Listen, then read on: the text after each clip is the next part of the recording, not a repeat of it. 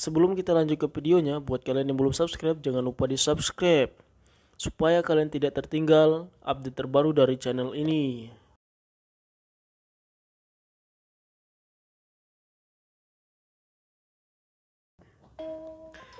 Dulu setiap tahun selalu diadakan pencaksilat DOR di alun-alun Madiun.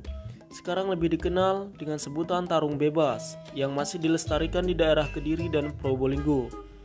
Alkisah berdasarkan data-data dari sumber yang bisa dipercaya menyebutkan bahwa di era tahun 60-an diadakan pertandingan pencaksilat DOR di alun-alun Madiun.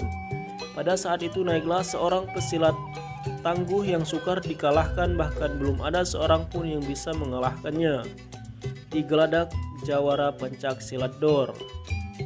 Beliau adalah Syekh Wulan dari Ponorogo. Dulu PSHT belum mengikuti pertandingan pencaksilat DOR karena PSHT lebih mementingkan pada pertandingan pencaksilat yang resmi.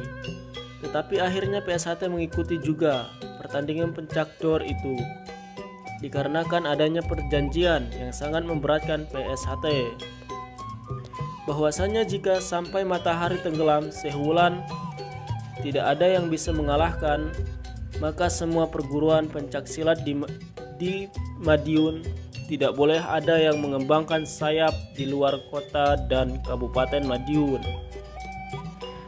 Banyak jago-jago silat yang ada di daerah Madiun, tapi mereka tidak ada satupun yang berani naik ke atas geladak. Melihat hal itu, Raden Mas Sutomo Mangkujoyo mengumpulkan semua warga dan siswa PSHT. Setelah berkumpul, segera Raden Mas Sutomo Mangkujoyo bertanya, siapa yang mau sanggup menghadapi Syekh Wulan?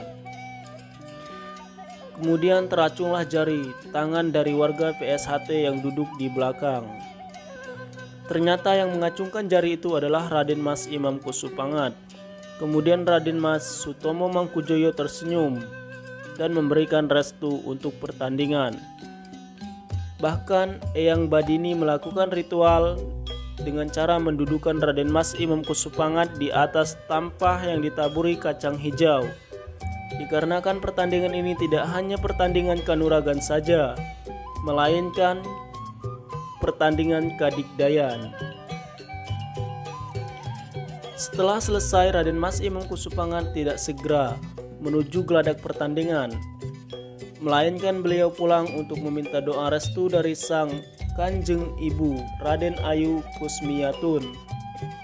Setelah mencium kedua kaki ibunya, beliau pergi berziarah ke makam ayahnya, Raden Mas Ambar Kusensi. Barulah beliau pergi ke geladak pertandingan tanpa diantar saudara-saudara dari PSHT. Karena beliau sendiri yang meminta agar saudara PSHT lebih baik menunggu kedatangannya saja di geladak pertandingan. Setelah beliau sampai, beliau disambut oleh Raden Mas Sutomo Mangkujoyo dan menepuk pundak beliau sambil berpesan, mati dan hidup PSHT ada di tanganmu sekarang. Maka kamu harus waspada dan pandai supaya memperoleh kemenangan yang sejati dan tidak curang. Raden Mas Imam Kusupangat mengangguk dan kemudian mencium tangan Raden Mas Sutomo Mangkujoyo sebelum naik geladak.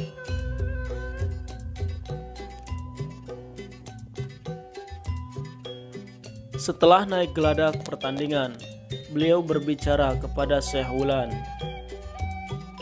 apakah saya boleh menyampaikan permintaan kepada Anda? Syekh Wulan pun menjawab, silahkan. Saya menyetujui jika saya kalah, semua perguruan yang ada di bumi Madiun tidak akan keluar dari wilayah Madiun. Tetapi jika saya menang, saya meminta agar santri-santri Anda masuk dan ikut latihan di PSHT. Hanya itu permintaan saya. Syekh Wulan menyetujui permintaan itu. Dan dimulailah pertandingan itu. Mungkin semua menyangka kalau pertandingan itu akan berjalan sengit dan lama.